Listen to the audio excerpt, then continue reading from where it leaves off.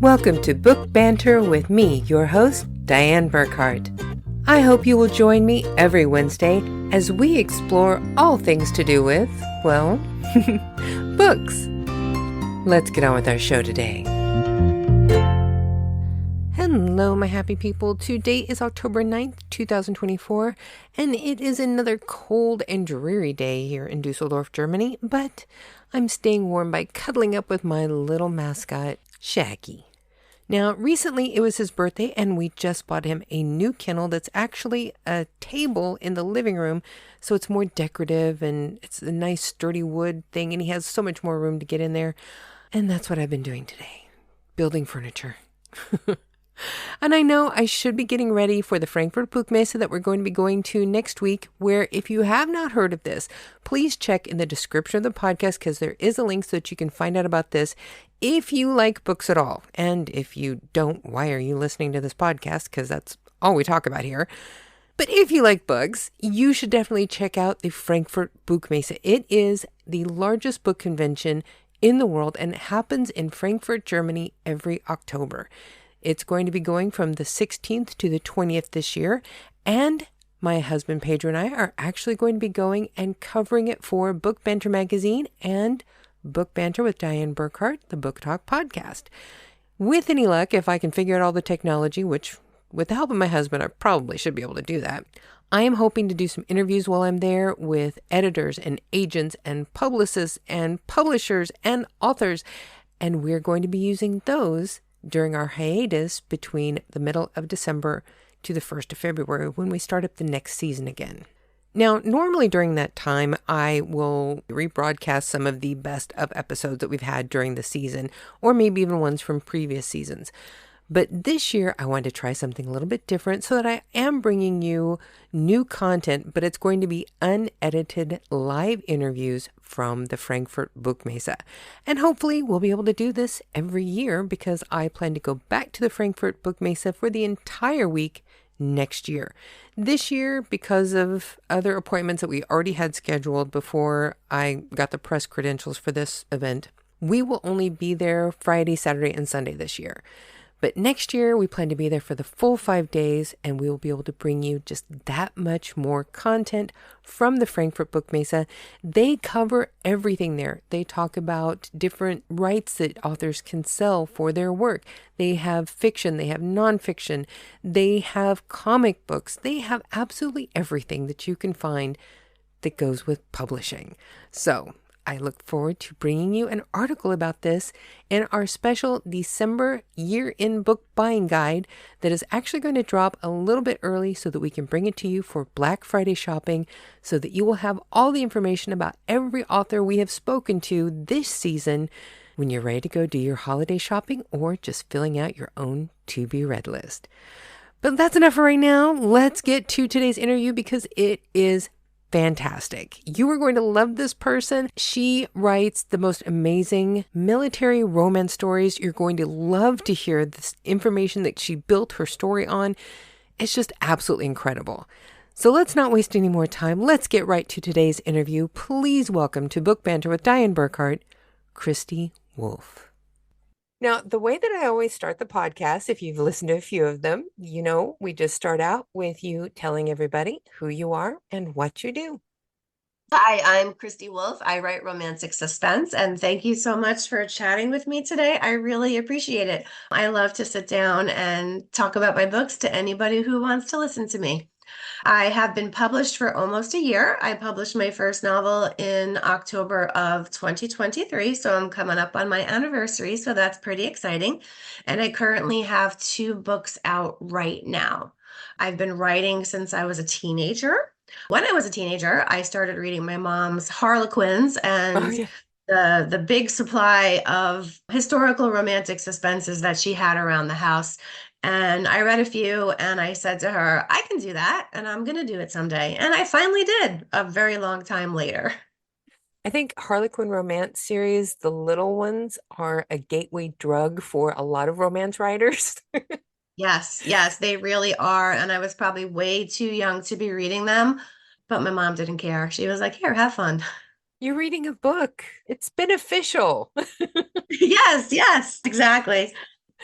And Harlequin was never that explicit. It was always romantic. It wasn't graphic.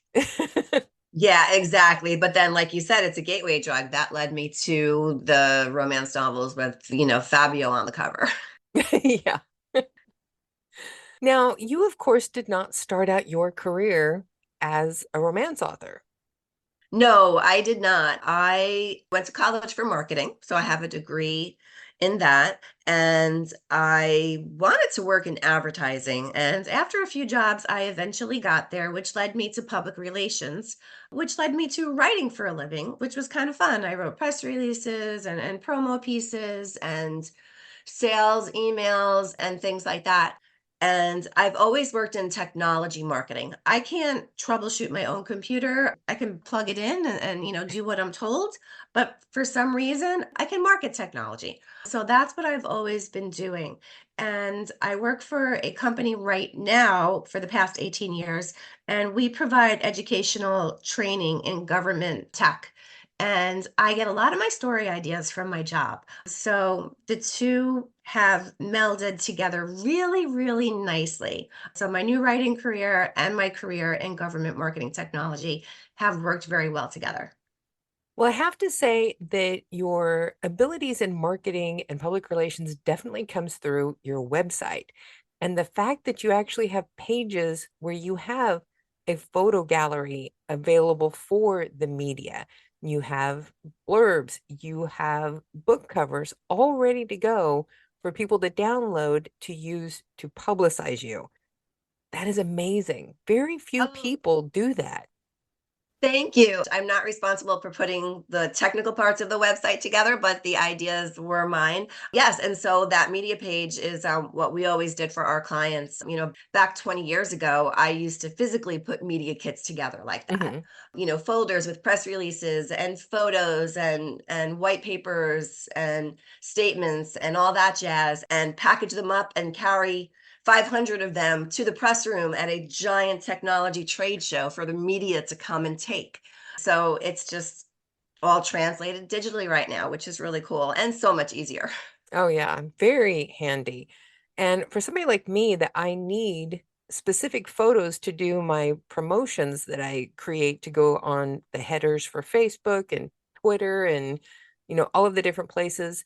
And for the magazine, I need certain photos from like the waist up, from the chest up, and you have everything on there. Oh, well, good. I'm glad it worked. And the quality of your photos are amazing. Oh, thank you. Last year, probably around this time, I did an interview for a local online publication, and they said, "Oh, we need like 4 or 5 high quality photos for you." And I was like, "Oh, I guess I better get on that."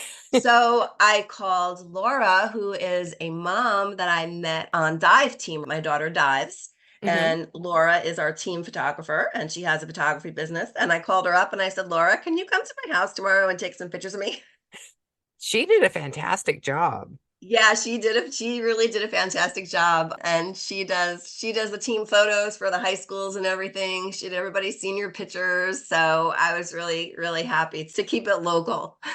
Well, and plus, I mean, she just really got the lighting down. The lighting is Yeah. fantastic. Yeah, she's wonderful. Because most people, I don't think, realize how important the lighting is to a good portrait photo.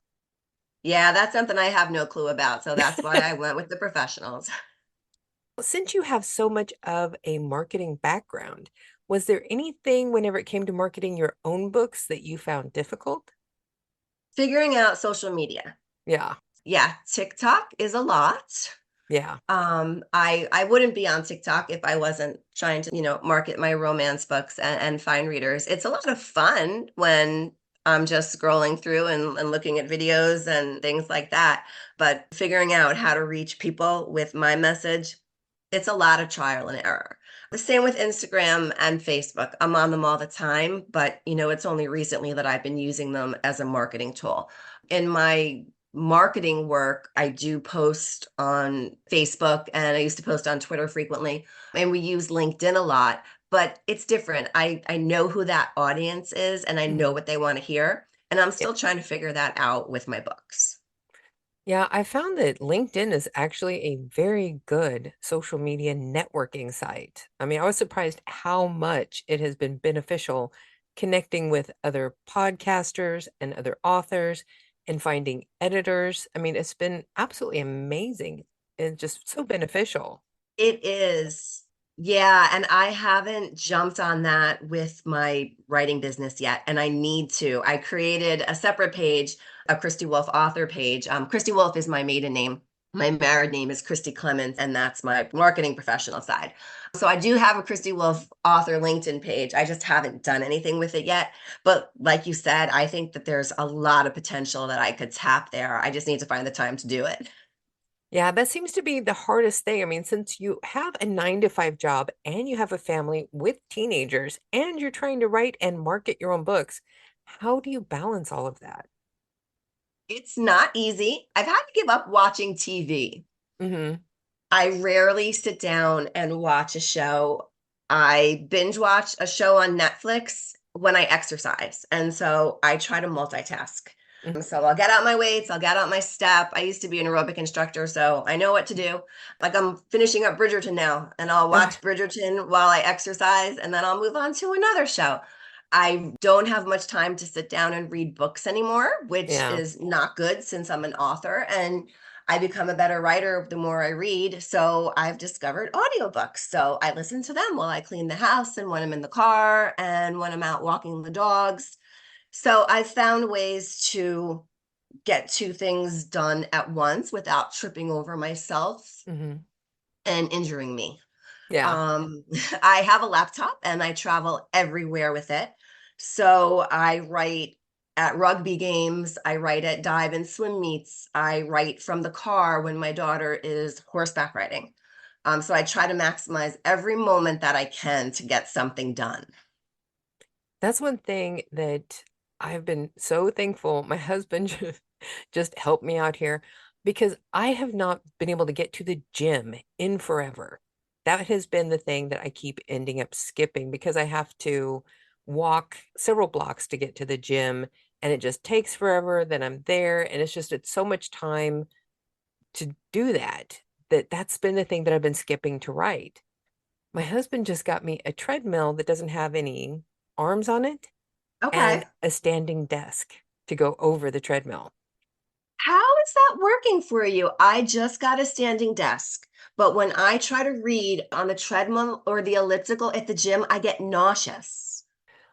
With this, because I have my hands braced on the desk part and I'm looking at the computer that's still sitting on my other desk, I'm just paying attention to the keys that are right in front of me.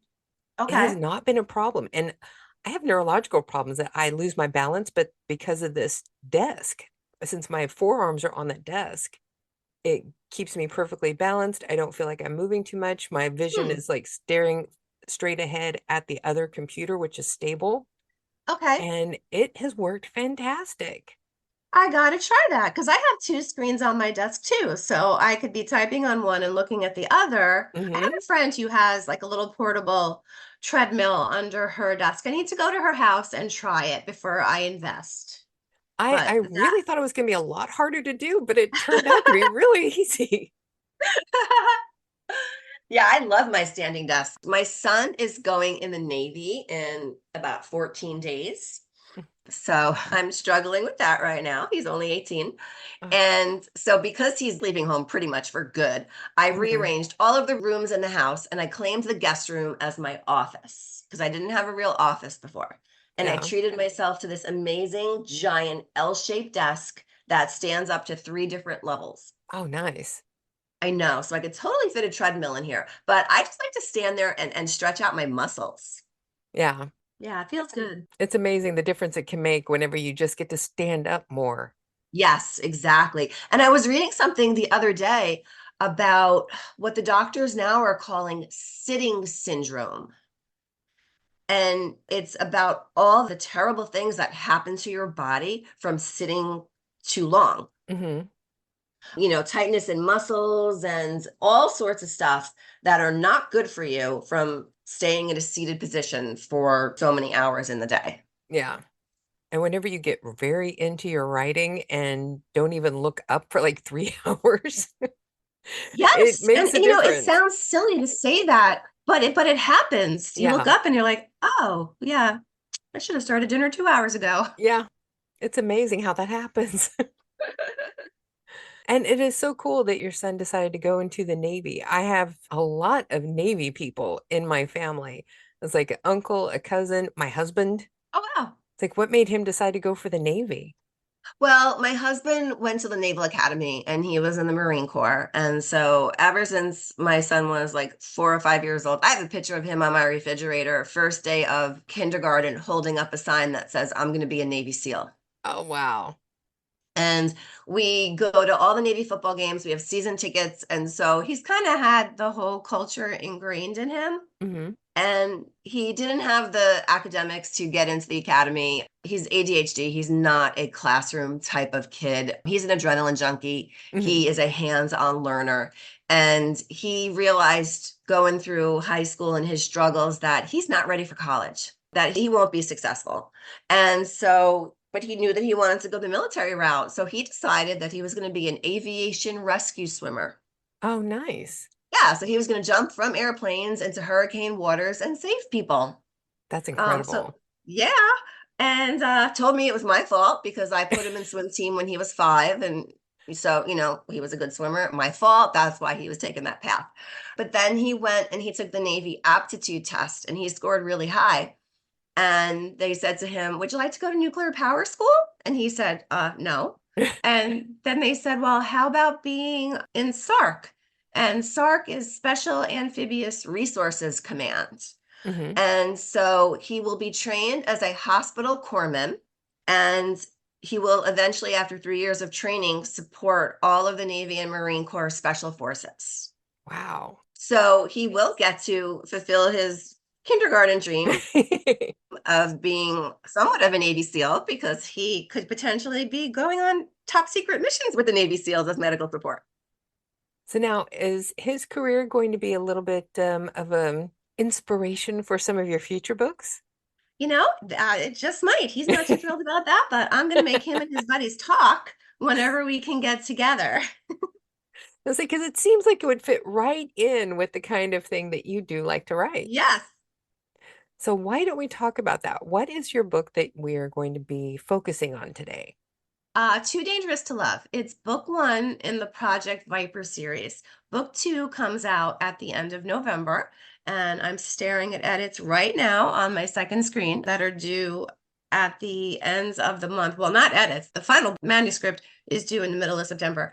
So I'm nearing the end and I'm super excited and, of course, super nervous about it. Right now, I feel like the book is terrible and everything is wrong.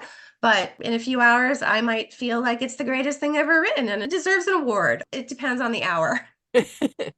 Now, for this one, do you have like a regular edition and a special edition?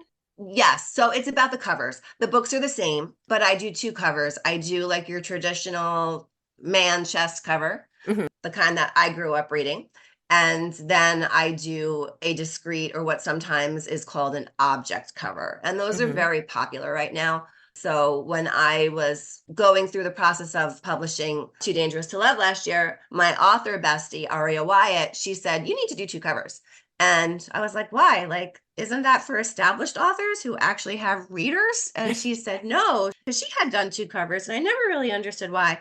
And she said, "It's a thing. If people like your book, they'll buy both covers. And people like choices too." So I took her advice and I went with it. And it's working out really well. Like, I was at a book fair yesterday in my town. And, I say to people, "Which cover would you like?" And the woman said, "Well, I really love the one with him on it, but I want to read this at work. So I'm going to get the other cover, the Yeah. discrete cover." And then she took a bookmark with him on it. So she got best of both worlds. Well, and like here where I live in Germany, most people take public transportation. So you're on the train, you're on the buses. And even though people don't have any shame about reading a romance novel, they don't necessarily want the attention of sitting there with a shirtless man on the cover of the book that they're reading. Yes, yes. One of my close friends, when Too Dangerous to Love came out, she bought like 8 copies for her friends at work. She's a teacher. And she bought the discrete cover so they could, like while they were administering a test or doing something where they had a little downtime, but there were still kids in the room, they could Hmm. read the book without a half naked man in front Yeah. of the kids. Yeah. It's great to have that option. Yeah. And so, yeah, so that's why I do two covers, and I did it for my other book, Knife to the Heart, and I'll continue the two covers through the rest of the Project Viper series. So what do you have planned for this series? Well, the book is about a team of special forces amputees, and the government has given them bionic weaponized prosthetics and turned them into super soldiers. VIPER stands for Veterans Integration Placement Experimental Recovery Program. And yes, it took a very long time to come up with a cool acronym for the program because since it's a government program, you had to have a cool acronym. Hmm. The original name of the program when I first got the idea was VAMP, VAMP. I don't even remember what it stood for, but it made sense to me. And as soon as my critique group read it, they were like, oh no, people are going to think it's a vampire novel. Yeah. And so then I had to come up with a cool acronym. And I remember I was at Outback with my kids and my husband, and we were working on coming up with something. And that's where we decided on Viper. So is your family very supportive of everything that you're doing with this book series? They really, really are. My husband actually has a t-shirt that says, I'm the inspiration for her steamy scenes. Oh, nice. I love that. Yeah, yeah. He has an account on TikTok called Romance Hubby where he kind of makes fun of himself for being a romance writer's husband. Yesterday, I was at a book fair just a couple miles from my house, and twice he came and brought me things. I ran out of one of the covers of my books, and he brought me more, and then he brought me more when I thought I was going to run out again. He's really, really super supportive, and self-publishing is an investment. Yeah. And he's really supportive of that too. When I say, oh, I'm going to go away for the weekend to Connecticut, 6 hours away, and I'm going to pay money to travel there, money to stay in a hotel, money to be at the event, money for food. And there's no way I'm making it all back, but I'm going anyway. And he's like, have a good time, because he understands that this is what I love to do. And he believes that I have the talent and the drive to make it into what I want to someday. And so he's been fantastic. My kids are, my daughter says that I write porn with a plot. She's 14. She was mortified that her English teacher read the book and pulled it out in the middle of the class and told her that she liked it. But she's funny. She's cool with it. She's actually reading Too Dangerous to Love, and she knows which parts to skip over. Did you just tag those pages for her? Yeah, I did. I did. And she's 14, almost 15. And if she wants to read it, the sex scenes, that's fine. I read them when I was her age, but she's like, Mom, it would be just too weird. And I'm like, yeah, I hear ya. See, well, yeah, but whenever you read them, you were reading them from authors you didn't know. Exactly. Yes, She yes. knows her mother came up with this. Yep. It's just like when my mom is my biggest fan. She's read everything I've written. And I know what my mom reads. She reads smutty stuff, but she doesn't read my sex scenes either. She glosses over them. She says it's just too weird. Yeah, that makes sense to me. Yeah, she's not a reliable proofreader. So, okay, so back to Too Dangerous to Live. Yeah, so there are four guys on my Viper team right now, each from different special forces arms of the military. And the first book is about my Navy SEAL. And he falls in love with the shy scientist who helped turn him into a human weapon. So when she meets him, she has no idea what to do with all that hotness. So it's big opposites attract type of trope. On the cover, you have the guy with a tattoo down his arm. Does that have anything to actually do with the story, or is this just happen to be that Those image are that you found? tattoos that he had already. Okay, so the arm with the full arm, that's his bionic arm. So that's his weaponized arm. It has super strength. It's made of an indestructible steel alloy, and it shoots deadly lasers that are controlled with his mind. So he's cybernetically engineered. So he doesn't have to pull a trigger. He doesn't have to touch a button. All he has to do is think, and deadly lasers shoot out of his arm from wherever he wants them to. That's interesting. Yeah, and some of my guys have We call them in the book, we call them super arms and super legs. Some of my guys have super legs because they lost their legs in combat. So they do the same thing. So they don't have to carry guns. They're human weapons. They just have their weapons built into their bodies. So now the triangle with the snake, is that their Viper symbol? Yep, that's the Viper logo, and they all have that tattoo on their chest. And so my designer added that in, and my cover model had a bunch of other tattoos, and she was able to take some of those out. The tattoos on his upper arm on the other side, those are his natural tattoos that he has, but she took out some other tattoos so we could highlight the Viper logo. So, well, this looks amazing. The image that she has on there. I love the Yes, way that I she did the bionic arm. That looks fantastic. she was fantastic. So I had so much stress about doing this cover. I hired a designer and I told her what I wanted. And then when she sat down to do it, she didn't think that she could do my vision justice. And she let me know. She was wonderful. She gave me my money back. But I was getting close to my deadline of having to have this cover done, and I was freaking out. So I contacted the photographer I bought this photo from, and I was like, hey, do you know anybody who can help me out with this? And he gave me my designer's name. Her name is Laura Hidalgo of Spellbinding Design. And we did a Zoom call together. I sent her my photo, and she sat with me on a Zoom call for hours, and she created that arm right in front of me. Oh, wow. Yeah, and she did the whole book cover. It was so cool to watch. And in book 3, he lost his arm too. So now we have that down, so we don't have to redo it again. Book 2, he lost his leg, so there's no special artwork involved. But I need to tell you about this cover model. When I got the idea for Too Dangerous to Love, it was in 2016. I had just finished my second contemporary novel, and I decided that I was going to actually do something with it. I was going to pursue publishing. And I registered for the New Jersey Romance Writers Conference. Right before I went to the conference, I was teaching an aerobic class at the athletic club here in town. I was teaching in the pool, and my class was full of elderly women who are wonderful. It was like having 15 grandmas. They were hysterical, and they used to talk about sex all the time. And so the one day, the head lifeguard comes over to us after class, and she puts this book down on the table.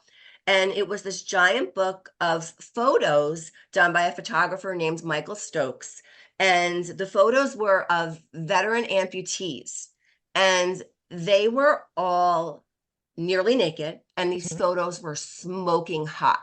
So all the ladies are going crazy over these naked guys in the book.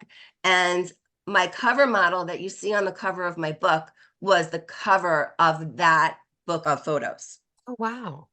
So he was the inspiration to write this entire series. That's incredible. And I said to the ladies, I'm going to write a book about a veteran amputee. And I thought it was going to be a contemporary novel. I never intended to write romantic suspense. I thought maybe I'd write about a veteran and his service dog, or maybe the veteran falls in love with his physical therapist or something like that. Hmm. So I go to the New Jersey Romance Writers Conference about a month later, and I'm sitting there with another author, and an editor comes and sits down next to us, and she's talking about the books that she would like to see, like the kind of books that she would like to buy. And so she says, I would love to hear about a series about maybe like DNA enhanced soldiers and like, super smart STEM heroines that they fall in love with. Hmm. And then I remembered my veteran, and I was like, oh, how about this? And I just, off the top of my head, started pitching the idea for Project VIPER. Wow. And so that is how I wound up being a romantic suspense author. So when I wrote the book finally and decided to self-publish it, I was telling my friends, I would really love to have a veteran on the cover. And she said, look up a cover model named BT Urella. And I did. And I was so surprised to see that he was the guy who inspired the whole series. So I contacted the photographer, bought his photo, and I have a veteran amputee on my cover about veteran amputees. That is such a cool story. Yep. Have you heard anything from him about what he thinks of the cover? He said it was cool as hell. That has to be amazing that he loves it too. Yeah. When I did the book release, I tagged him and everything. And I said, I hope you don't mind that I made you into a super soldier. And he wrote back and he said, I think the idea is cool as hell. And so that made me so happy. And he's a fantastic guy. He is an author himself. He's involved in film production. He has a nonprofit. He's just started doing some sort of like, I don't know, maybe UCF or UFC. I'm not sure the Hmm. acronym type of like martial arts type of fighting thing. Him and his wife just had a baby. I'm kind of obsessed with him. Oh, that's so cool though. It makes it so much better knowing all these things about him. Yeah, yeah. I mean, Um, it's like he actually is a representative of your story. yes, yes, exactly, exactly. And another really personal part of the book is the hero in the story. His name is Chris. And when I decided to write a hero like that, it was a no-brainer about what to name him. I had a good friend who I consider family who was a Port Authority police officer, and he was killed on September 11th. Oh, He rescued two groups of people from the towers, and when he went back in to rescue a third group, the towers fell, and he was trapped in an elevator shaft and didn't make it out. So naming my hero Chris was something really special to me. And in the book, 9/11 plays a part in my hero's backstory. that's incredible. That's one thing I Yeah. don't think a lot of people ever realize that there can be so much meaning behind a romance book. People would not just look at this and realize everything that you put into this. Yeah, like whenever you write something, I think there's always parts of you that come out in it, even if it's not intentional. And I never intended to sit down and write a book about veterans, about the military. My dad was in the Air Force, my husband was a Marine, my son's going in the Navy. I've been around the military my entire life. Hmm. It all just kind of happened organically.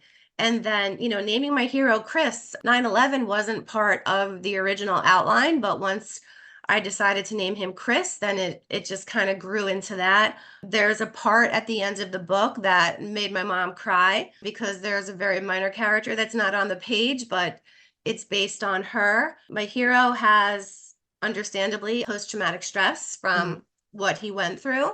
And my dad is a Vietnam veteran who is 100% disabled, mostly from post traumatic stress. And so those parts of the book are very real to me because I've lived them as a daughter of a veteran with PTSD. And after my mom read that part, she called me up crying and she said, I never knew that you felt that way about me. Oh, wow. Yeah. And so, just being able to honor Chris and making my mom feel that way and showing respect for veterans and the military, it really kind of doesn't matter how successful the book is. It's already a success in my eyes. That doesn't mean you shouldn't go and buy it though. Yeah. Now, one thing I do want to ask, like, is there any bit of you in this? You have so many other people in your family that you brought into the story. What of you is in there? You know, I don't know. I mean, I guess there's a lot of me in there. I didn't intentionally put any of me, but there's bound to be some. I guess just my respect for veterans and how much I appreciate what they've done. My respect for people who are a hell of a lot smarter than I am, like all the, the tech folks out there and the geniuses who make our lives easier and do things to save lives. My respect for the people that lead our country. I guess all of that is in there. There's other books that I've written where I think that there's a lot more of me in it as opposed to this one. What was the hardest part for you whenever you were putting this all together? Did you have to do a lot of research? Did you have to like write at night when everybody else was in bed? What was your obstacle to get this on the page? Time was definitely an obstacle. I was with a wonderful critique group, and there were a group of us. We would meet at 6 a.m. online and talk about our goals for that morning. And then I would write until about 8 o'clock when it was time to get my kids up for school. They were younger then, so school didn't start at the crack of dawn. Yeah, so finding that time, I find it incredibly difficult to outline, and I find it really hard to start a brand new story. I think I'd make a great editor because I find it much easier to take my first draft and then go back and layer things in and make it better and fix everything up. find it really, really hard just to get started. And I guess that's just kind of me. Like when I haven't exercised for a while, it's difficult for me to get back into it. When I fall off the wagon with eating healthy, it takes me a few tries to get back on track. And Yeah. it's kind of the same with starting a new book. It's very, very hard to figure out what I want to do. Like I know what I want to do, but it's hard to get on that path to get to my destination. Yeah. And being part of that critique group is the only reason that book got done. Every 2 weeks, we sent each other 15 pages. And for a year, I didn't miss one of those deadlines. I tell you, I have found critique groups to be so beneficial. Yes. I mean, you have like your own little private cheer squad to help you keep going whenever you're questioning yourself, and you have people to bounce ideas off of. Absolutely. And especially when you don't have any deadlines. These were all Mhm. self-imposed deadlines. I didn't have an editor waiting for anything. I didn't have a publisher. I didn't have anybody except my critique group who cared whether or not I got that work done. Mhm. And so they were invaluable. But yeah, time is my biggest problem, only second to self-doubt, which I never knew what imposter syndrome was until I started writing. Yeah, that one can be a real pain sometimes. Yeah. Yes, absolutely. Absolutely. But the accomplishment of writing the end and finishing it is totally worth it. And I just keep reminding myself, I've done it before, I can do it again. Now, this seems like a good time for us to do our 5 quick questions that never turn out to be quick, but I'm just really that nosy and I want to know the answers. Are you ready? Yeah. Question 1. What is your favorite musical group or person? Oh, I'm gonna go old school here. My favorite musical person is Elvis Presley. That is a very good choice. I Um, actually have his first LP. you do? No Yeah. way. I may be the heir to a record of Elvis's that was signed by his father. Ooh. So I grew up on Elvis. When I was a kid, my mother didn't sit me down in front of Disney movies. I watched Elvis movies with her. If Hmm. there was an Elvis movie that was on at 10 o'clock at night, my mother would let me stay up and watch that with her and let me stay home from school the next day if I was too tired. Oh, wow. Yeah. That's a great memory, Um, though. yeah. I had Elvis t-shirts. I had Elvis posters in my room. My mother, I was 7 years old when he died, and he was supposed to do a show at Madison Square Garden. Like the date was not too long after he died. Oh, And my mother had tickets to bring me, a 7-year-old, to see him at Madison Square Garden. that would have been amazing. Yeah, that would have been. And my aunt, who was about 10 years older than my mother, was a huge Elvis fan too. And so those are my Elvis memories. And so when Graceland first opened up after Elvis died, my great aunt went there and she brought a record, and it wasn't a 45 and it wasn't a 33. It was a 78, which was kind of Hmm. like in the middle of those two sizes. Hmm. And it was a song called I Forgot to Remember to Forget. And she showed it to a security guard, and he said, "Come with me." And he knocked on a back door, and Vernon Presley came out and he signed it. And he told my aunt if my son was alive, he would have signed this record. Oh, wow. And so when I was a teenager, we were playing cards at my aunt's house, and she had a room in her house that was just all Elvis memorabilia. And her kids, who were probably in their 20s then, were teasing her about when she died, they were going to sell everything. And I looked at her and I said, "Aunt Mary, I promise if you leave your Elvis stuff to me, I will not sell it." Yeah. And she told me she was leaving it all to me. Now she's still alive. She has a little bit of dementia, so I don't know if she remembers that, but maybe someday I will be the heir to that record. That's incredible. I just remember when I was in 4th grade, this album belonged to my dad, and I used to take it and play it all the time. And finally, one day, I just looked at him and I told him, I said, I'm not giving it back. It's mine now. And he was just kind of like, okay. And I've kept it ever since. Question 2. Besides romance, what genres do you enjoy reading? Oh, I love reading fantasy. I have such respect for authors who can make me believe that dragons exist, or that there's a ghost in my house, or that Hmm. there's an alternate universe that I know nothing about. Do you have a favorite author? Nora Roberts is my favorite, and Nora does fantasy so, so well. On Instagram and TikTok, people are always asking for recommendations, Hmm. that are similar to like A Court of Thorn and Roses or Fourth Wing. And I always say you need to read her Dragonheart Legacy series. It's just gorgeous and amazing and beautiful and heartwarming and so exciting. And she can make me believe that there's a ghost sitting on my futon next to me right now with her stories about the battles at Antietam and ghosts that haunt old inns and things like that. I just love her and I love how she does it. That's a fantastic recommendation. So now, question three. Are you a dog or a cat person? Oh, I'm a dog person. We just rescued a 6-month-old pitty mix from the Humane Society. Aw, Yep, and we have another pitty mix, and she only has one eye. what are their names? Ruby is the one-eyed pitty mix. She's all black. And Holly is our new one, and we named her Holly because she was born on Christmas. Oh, nice. And my husband is going to kill me if I don't stop singing Holly Jolly Christmas. But that's fun. It is. See, we have a Russian rescue dog. He was actually born on the streets in Moscow. Oh, wow. Yeah. And one thing I don't understand, whenever we first got him, he was named Jimmy. Oh, Jimmy, How is that a Russian name? right? I was not expecting that. We renamed him to Shaggy because he is Shaggy. Aw. I was like, but yeah, we love rescue dogs. Yeah, they're wonderful. So, question four. Since you're going to be part of our Halloween episodes, Oh, fun. do you have a favorite Halloween memory?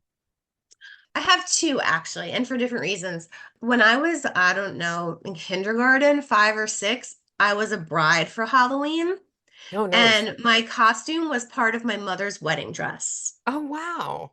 So even at that young age, like I realized, like I was aware that that was kind of special. Yeah. And I have a picture in my office behind me of me in that costume that my dad had taken and put the backgrounds of the church that I got married in. So Oh, it's a picture of me as a 5-year-old in my mom's wedding dress in the aisle of the church that I got married in. And he matted it, and then everybody at my wedding signed the picture. oh my God, that's amazing. Yeah, yeah, I look pretty cute. That is a fabulous answer. I love that. And then my other memory is when I was maybe 25, I was a bridesmaid in a friend's wedding, and the dresses were these, I called it Barbie pink, and they were these halter dresses with rhinestones and these huge skirts. So I kept referring to it as the Barbie bridesmaid dress. Hmm. And my best friend was also a bridesmaid in a wedding that year, and her dress was very similar, except her dress was silver. So we Okay. refer to that one as the silver sparkle Barbie bridesmaid dress. So I threw a big Halloween party just so the two of us could wear our dresses again and go as Barbie. Nice. Yeah. That is great. So, question five, since you have taught aerobics and you definitely take care of yourself, what is your number one self-care activity when you need to just relax and chill out? Take a nap. Oh, wow. I was not expecting that. I take a lot of naps and I used to feel guilty about it, but now I realize that it is a public service for my family. So I am not a raging crazy person for the rest of the day. Even if I don't actually fall asleep, just sitting in a quiet space in my room or on the couch for 20 to 30 minutes and closing my eyes rejuvenates me. Hmm.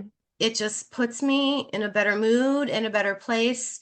And sometimes I'll just sit down and take that time to maybe think about something in my book that's bothering me, or put a TV show on and close my eyes and listen to it in the background. Sometimes I actually do fall asleep, but that really just resets my mind and helps me focus on what needs to be done. If I try to push through something, like, sit at my computer and do work, or try to write for a half hour and it's not working, it's more beneficial for me to sit down and close my eyes. And my husband is very big on taking like quick little power naps. He'll do like Yeah. 20 minutes and it does so much good for him. For me, if I try and go do that, I won't sleep that night because I only sleep like 5 hours a night as it is. But if I go take a 20-minute nap in the afternoon, I will be up until 4 in the morning.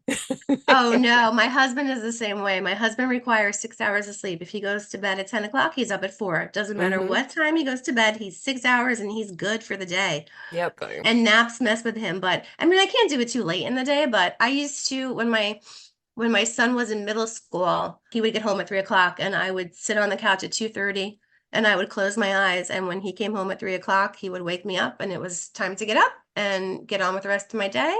And I slept like a baby. See, and I am so jealous of people who can do that. I would love to take a nap in the afternoon for just 20 minutes. I think it would do me so much good, but I just every time I've tried to do that, I regret it. I hear ya. I hear ya. So now let's remind everybody who you are and where they can find your books. Sure. I am Kristie Wolf. You can find my books on my website. That's Kristie, KristieWolf.com. Kristie Wolf is an easy name, but there are so many ways to spell my first name and Mm. my last name. So it's Kristie with a K-I-E, Wolf, just like the animal is what I tell people. You can find Too Dangerous to Love, which is the first book in the Project VIPER series, as well as Knife to the Heart, which we didn't get a chance to talk about. That's my small town romantic suspense. Takes place in a Colorado ski town. Real quick recap, there's been a cybersecurity attack on a hospital, but my cyber villain does not stay behind his computer. He is a knife and he likes to cut people with it. And in the book, my heroine is the FBI agent, but my hero thinks that he's the one with the badge. So there is a fun, steamy power struggle going on through the book as they try to stop this killer from terrorizing the town. And so, Too Dangerous to Love, Knife to the Heart, available on my website, available on Amazon. I'm on Kindle Unlimited as well. I also have a TikTok shop at Kristie Wolf Romance. And I do a lot of local book events. I love to get out there and talk to readers. It is my favorite way to promote my books. It takes me back to my trade show days when I would go to huge technology conventions, and I missed that during the pandemic. So I'm really happy to be able to be back in that environment again. On my website is a list where I'm going to be for the rest of the year. So if you're anywhere in the area from Maryland all the way up to Massachusetts, you might be able to catch me someplace.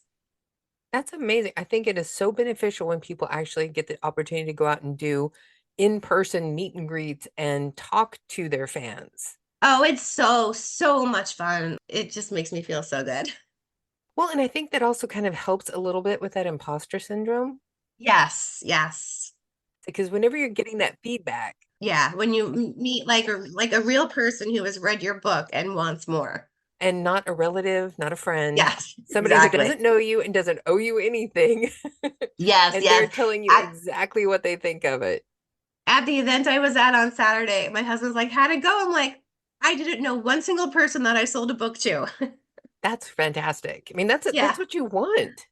Right. Yes. And what's even more fun is, like they follow you on social media, you follow them, you Hmm. start conversations with them, they start recommending you to people, and then you meet even more people. And so it's such a mushroom effect, and it's so gratifying and heartwarming. Oh, yeah. And I have heard some of the best stories from authors of encounters that they've had with fans at events, that it really inspires them to keep going with what they're doing. Absolutely. There was an event I did last December, this past December, right after Too Dangerous to Love came out. And it was at the Susquehanna Symphony Orchestra's Christmas show. And so I had met an author at an event the week before. Her husband played in the orchestra.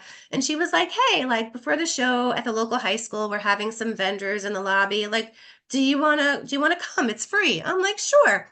So I went and I sold a book. And then I went back in March for the spring show and I had Knife to the Heart, my second book. And this woman comes rushing over to my table and she was like, "I'm so happy you're here. I loved your first book and you said you had another book coming out. And I was really hoping that you would be here so I can get your second book." Oh, And her husband nice. said she couldn't stop talking about you at dinner last night, saying that she was hoping that you would be there. Oh, that's fantastic. I love stories Yeah, like that. I know. It made me feel so good. And it really inspired you to go home and write some more. Oh, And then I yeah. told her I had another book coming out in December, in November. And she said, "Oh, you're going to be this year at this year's Christmas show?" I said, "Well, I am now. I will make sure that I'm here. And just so I can make sure that Donna gets her book." That's fantastic. I love that. Yeah. And the second book in the Project Viper series, Too Lethal to Love, comes out at the end of November. I'm targeting November 26th. Oh, fantastic. That would be perfect because that's about the time that we have our year-end book buying guide coming out, and you will Oh, be cool. in that issue as well.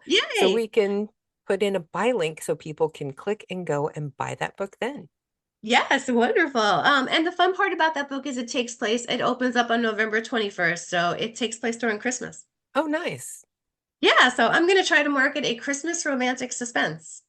That will be fun. There are a lot of people who don't necessarily want to read something nice and sweet and holly jolly kind of stuff at the Right. holidays. They want something with a little bit more bite to it. Yes, and so I'm going to try to reach that market, and it's been fun with the cover. There's a cemetery plays a big part in the book, and so the cover has gravestones on it. And I was trying to figure out how to kind of like throw in a little Christmassy type of feel to it. So I had my designer put little Christmas wreaths on the gravestones. Oh, nice. Well, that's what they do in a lot of the military cemeteries for the Yes, holidays. yes. Hmm. So that's perfect. Yeah. This has been so fantastic. Thank you so much for taking the time out to do this with me today. Thank you. This was a blast. I really appreciate it. So there you have my interview with the incredible romance author, Kristie Wolf. Be sure to go check out all of her social media and check out her books. It doesn't matter if you like the cover with the man with his shirt off or just the object cover. You're going to find something that will suit your needs. Now, don't forget our October-November issue of Book Banter Magazine is live at burkhartbooks.com. You can find a link in today's podcast description and go and buy your issue of the magazine. Our magazines keep getting bigger and bigger. We're up to 74 pages. I hope to have them up to 100 pages by the beginning of next season. And we're going to keep getting bigger with more content. We've got book reviews in there now. I keep bringing more and more information, and I'm going to keep doing that because I really want to bring you everything that you need to know to be able to find the authors that you want to read. And if you're an author, I want to bring you the resources to help you make your business better. Now, if you've been following along with the podcast, you know that I have also been working on trying to come up with an actual print version of all of our Book Banter magazines. The good news is I have started figuring this out, and the first issue is now available at Amazon.com. Just look under Book Banter Magazine or my name, Dianne Burkhart, and you can find the first issue available. It actually is a double issue because since our first magazine issues were smaller, we combined two into one print book. You can get issues 1 and 2 from 2023, when we first began our magazine, in the first issue of Book Banter Magazine in print. So now be sure to go straight over there to Amazon.com or the Amazon in your country and check out Book Banter Magazine. And I'm going to be working on getting the rest of them up there very soon. So keep checking back to my author page, Dianne Burkhart, on Amazon. And just one last bit of news before I let you go for today. Don't forget, we do have our first anniversary contest for Book Banter Magazine going on right now. To enter, all you have to do is go to burkhartbooks.com and sign up for our mailing list. If you'd like to get some extra entries, all you have to do is share any posts that you see on any of our social media that has to do with Book Banter Magazine or Book Banter with Dianne Burkhart, the Book Talk podcast. You will get one entry for every post. Just be sure to tag us at Burkhart Books so we can see that you have done it. And we're going to be drawing a winner on October 25th, and you will actually win a 1-year subscription to the digital version of Book Banter Magazine. You'll start getting your issues in 2025 with the first one in February, and we will carry you all the way through to the end of the year with our year-end book buying guide. And it will all be free, and all you have to do is join the mailing list to enter. And don't forget, you can always unsubscribe after you find out who won the contest. We're not going to make you stay on there if you don't want to, but you just really might enjoy all of the book content that you get. So give it a try. What have you got to lose? You might win a year subscription to Book Banter magazine. Well, I definitely think it is time to wrap things up today. So you know what time it is, folks. It's time for y'all to go forth and be happy.